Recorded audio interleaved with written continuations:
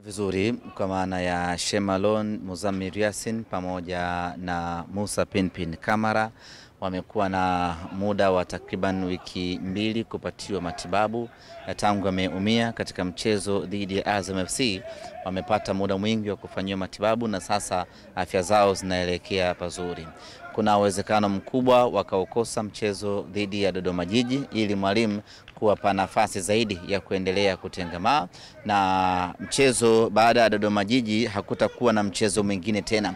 Maana yake watapata muda mwingi zaidi wa kuendelea kutibiwa na ili kuja kutumika ipasavyo kwenye mchezo unaokuja wa robo finali ya kombe la shirikisho dhidi ya Al-Masry.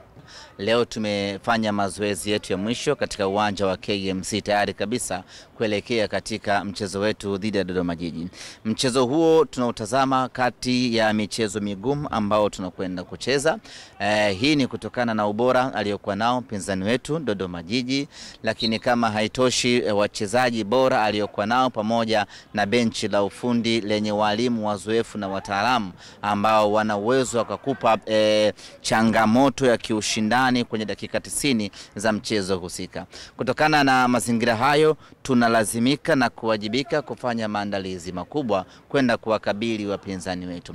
Ni mchezo wa kiporo ambao unaingia kwenye michezo 10 ambayo tumejiwekea, hatupaswi kupoteza hata mchezo mmoja. Kwa hiyo tutaingia kwa nguvu kubwa ya kwenda kuipigania Simba ipate alama 3, lakini tunatambua na kufahamu haitakuwa nyepesi hata kidogo kutokana na ubora wa mpinzani wetu aliyokuwa nao.